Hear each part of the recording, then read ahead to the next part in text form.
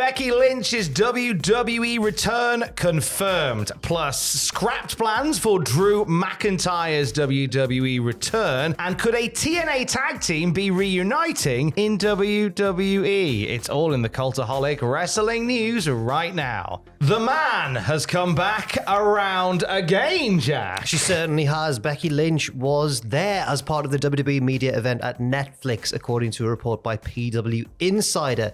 They reported last month that Netflix and WWE sources expected her to be involved when Raw moved to the streaming service, and this marks her first WWE event since becoming a free agent. Of course, her contract ran down. It did indeed, and we weren't too sure what her next move would be. There was some question marks whether she'd look at options with another wrestling company or whether she just looked to endeavors outside of wrestling. But it all started again, the conversation about a Becky Lynch WWE return, when it was announced that Netflix would be hosting this special event ahead of WWE's launch on the platform. And yesterday, this event took place, surrounded by the great and the good of the media industry. So that's why we haven't really heard too much about what happened at this event. I think a lot of it is embargo or umbongo, one of which is something that means you can't talk about an event until a certain time, and the other is a drink that they drink in the Congo.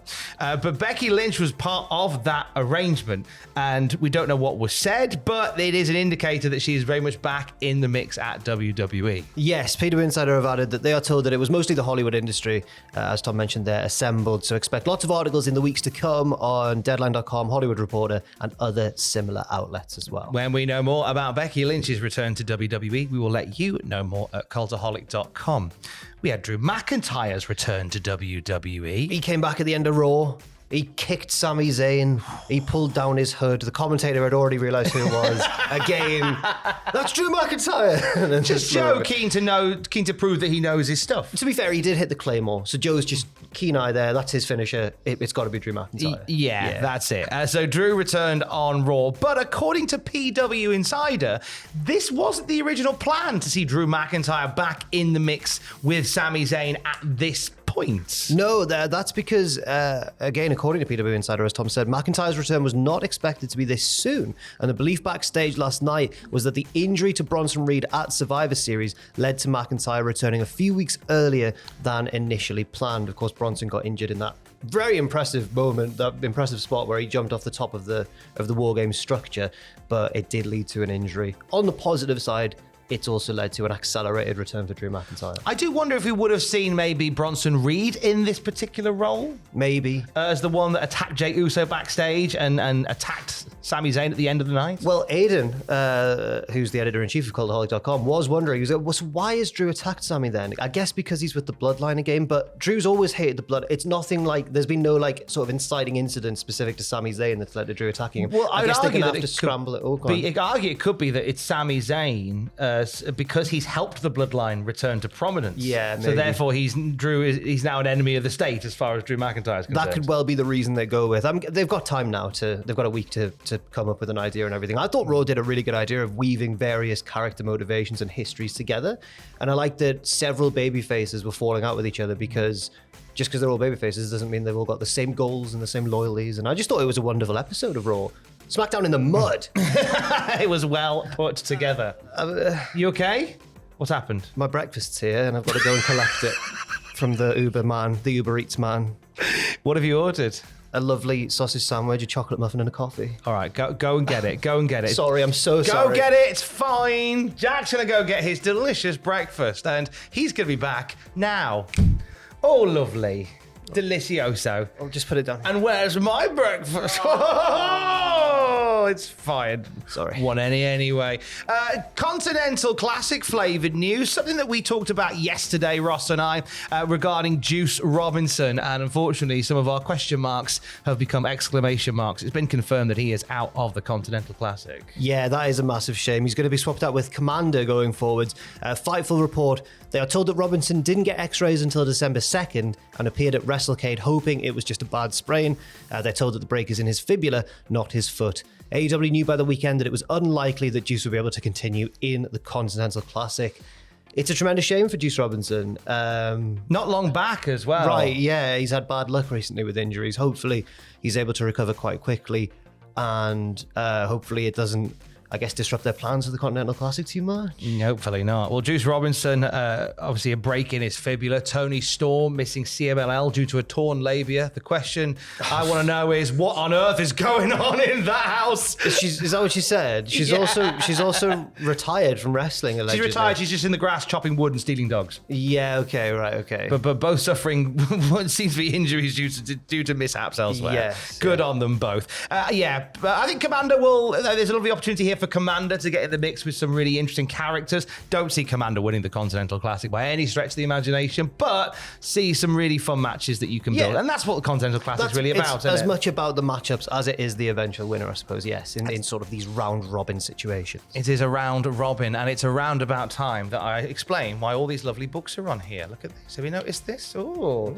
All signed by all of us. Patreon.com/Cultaholic. If you are a patron and you're supporting us, we are setting up and sending out wonderful welcome packs for our new Patreons. And you could have one of these, as well as a whole litany of other great Cultaholic bits, as well as exclusive access to WTF moments, exclusive access to Cultaholic punishments that are back. Yes. And worse than ever. Worse than ever, yeah. There's some awful ones coming up my days, and you can exclusively get them on Patreon. Plus, you get the video versions of the classic reviews, and you can even feature in your own episode of Desert Island Graps in the new year. That's all on offer. Patreon.com/Cultaholic if you'd like to support us. We thank you so much if you're doing so already. One of these books could be coming to you very soon.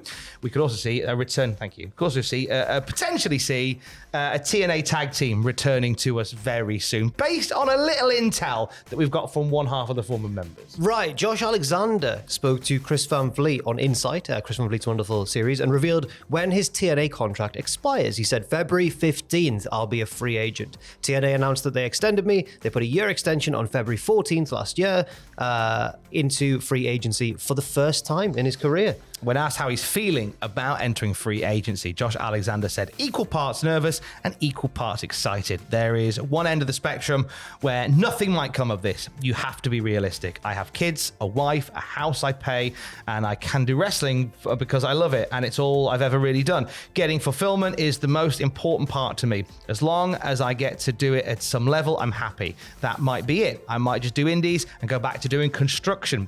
Something like that. Every so often, you have to bet on yourself. I've done so much in TNA over the last 6 years, and I am very grateful. Opportunities are the one thing wrestlers need, and TNA has given me countless opportunities to prove myself. I've also done everything and worked with the bulk of the talent in the company. It's all about what's going to get me excited beyond this point.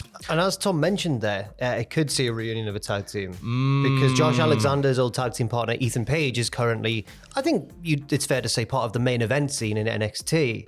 And they could realistically, I could see them feuding. I could see them teaming again if WWE were to sign Josh Alexander. I can't see why WWE wouldn't even consider signing Josh Alexander. Yeah. Like, why would they not consider it at the very least?